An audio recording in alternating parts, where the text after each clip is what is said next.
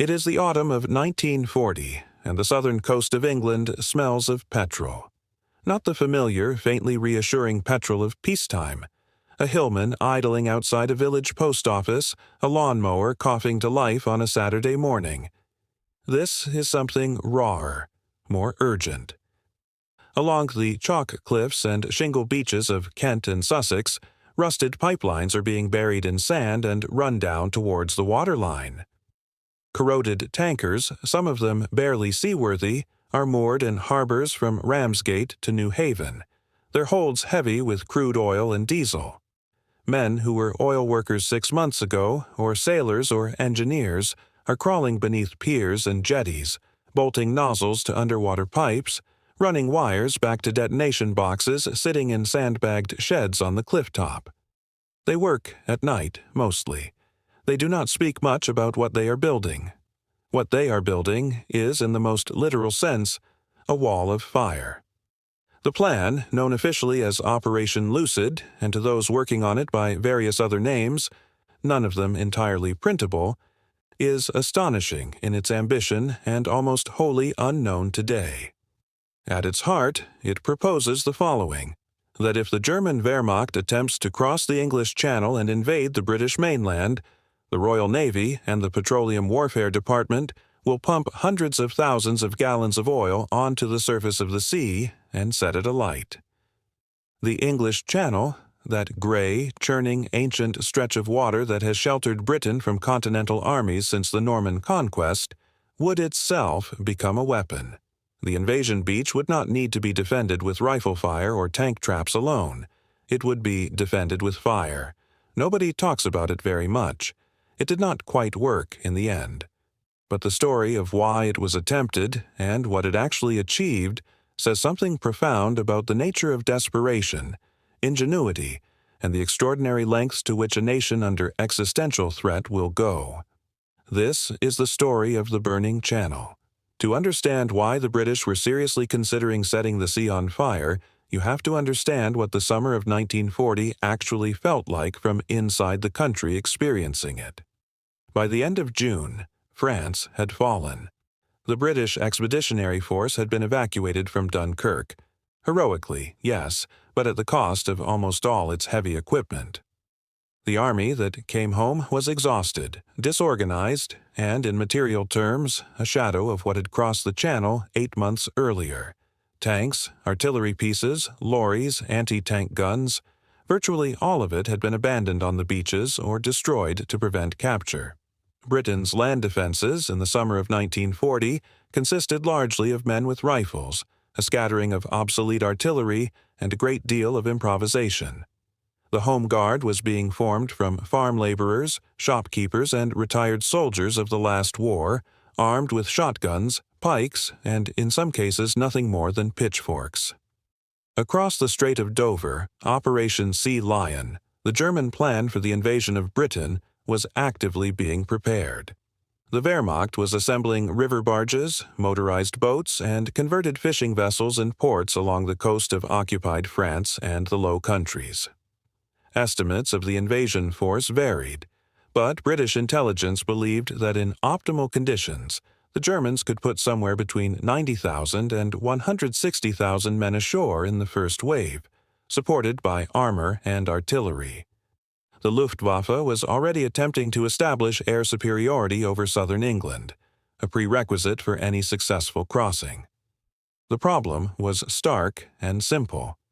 Britain did not have enough of the right kind of defenses to stop a determined, well-equipped landing force on its beaches.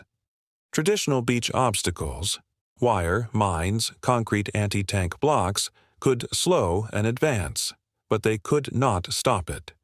The Channel itself was the main defensive barrier, and the Channel, famously, had been crossed before. What the British needed was a way to make the crossing itself lethal, to turn the narrow sea into something no army could pass through. The Petroleum Warfare Department, established in the summer of 1940 under the direction of Geoffrey Lloyd, the Secretary for Petroleum, began exploring the use of fire as a weapon with extraordinary urgency. Their thinking was elegant in its brutality. The Channel was at its narrowest, roughly 34 kilometers or 21 miles, between Dover and Cap Gris-Nez. A German invasion fleet would have to cross that water in open barges, most of them designed for river use, low-sided, slow, and utterly vulnerable. If oil could be pumped onto the surface of the sea ahead of such a fleet and ignited, the effect would be catastrophic. A burning sea is not merely hot. It consumes oxygen, generates blinding smoke, and produces flames that in favorable conditions can reach 8 to 10 meters in height. Even if a barge survived the initial heat, the men inside it could not. The question was not whether the idea was dramatic. The question was whether it could actually work. The technical challenge was formidable, but not quite as impossible as it might appear. The Petroleum Warfare Department, working out of offices in London and in cooperation with the Admiralty, the War Office, and representatives of the major oil companies, began developing what they called flame barrages, a series of overlapping systems designed to deliver fire to the sea surface at the precise moment an invasion fleet was committed to its crossing. The first and most visible component was the offshore flame barrage. This involved the conversion of obsolete merchant vessels and tankers into what were essentially floating oil bombs. These ships, among them vessels with names like Oakfield and War Nawab, rusting hulks that had been sitting in yards for years, were fitted with large tanks and modified to discharge their contents through pipes running along the hull at or just below the waterline. The plan was that these ships would be sailed or towed into position ahead of an advancing German fleet, their oil discharged onto the surface of the water, and the resulting slick ignited by incendiary devices fired from shore or dropped from aircraft. If the offshore plan sounds improvised, it was. The vessels involved were in generally poor condition. Navigation on a ship designed to be sailed in peacetime conditions, at night, under fire, in the narrow waters of the Channel, was not straightforward. The crews, many of them merchant sailors who had volunteered for what was frankly described as extremely hazardous duty, were trained hastily. The ignition systems were unreliable. During trials conducted in the Humber estuary and off the Kent coast, the oil slicks spread unevenly. The wind scattered the lighter fractions before ignition, and the flames, when they did take hold, were impressive at close range but difficult to sustain at any meaningful scale. The shore-based system was more reliable, if more limited in range.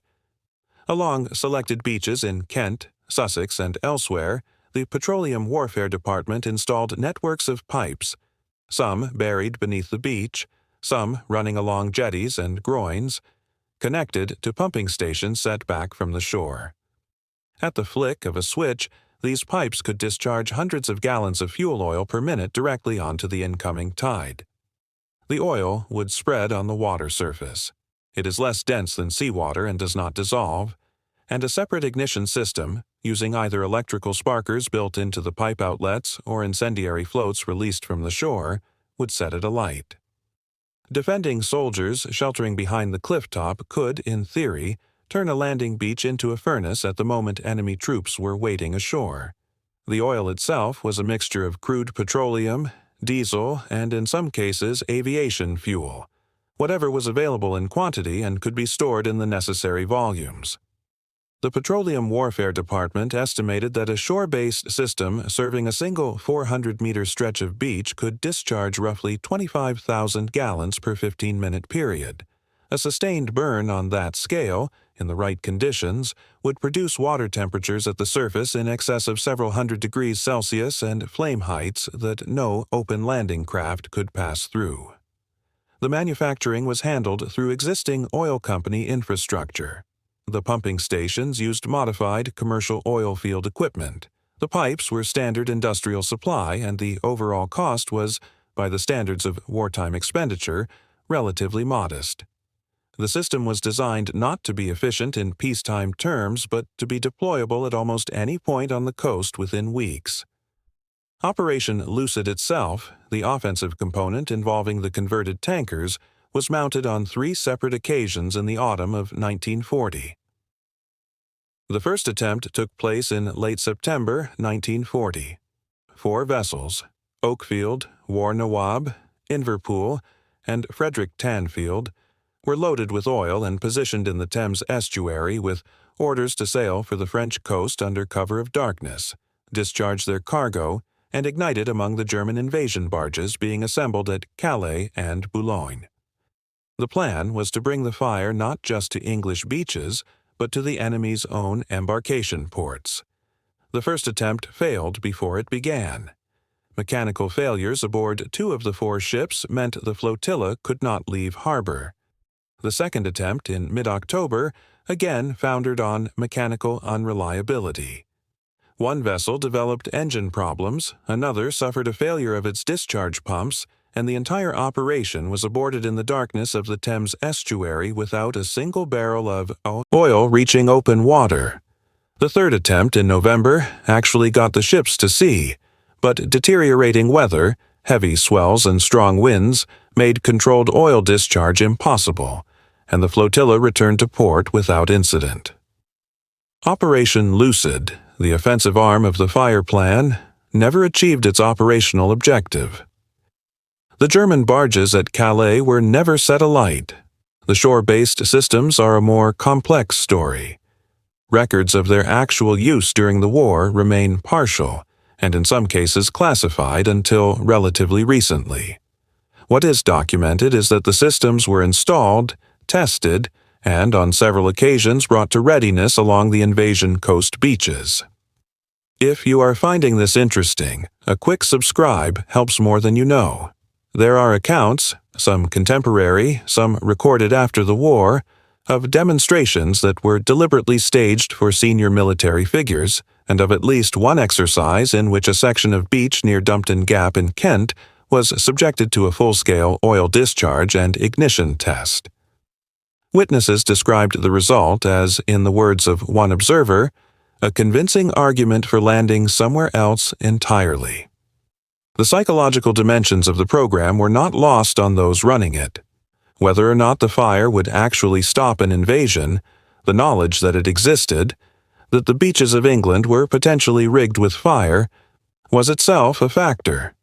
German military planners were aware, from intelligence sources and from observation, that the British were working on some form of sea fire weapon. How much they knew and how seriously they took it is still a matter of some debate. Some historians have argued that the prospect of burning seas contributed to the hesitancy and delay that characterized German planning for Sea Lion throughout the late summer and autumn. Others are more skeptical, pointing to the many other factors: Luftwaffe losses, logistical challenges, Hitler's own ambivalence about the invasion, that made Sea Lion increasingly impractical. The German equivalent of any sea fire weapon was essentially non-existent. The Wehrmacht's offensive strategy depended on speed, mass, and the shock effect of armored breakthrough, none of which were particularly applicable to amphibious operations in the Channel. The Kriegsmarine, which was responsible for actually getting the troops across, had severe reservations about the entire Sea Lion concept and made no attempt to develop comparable fire systems.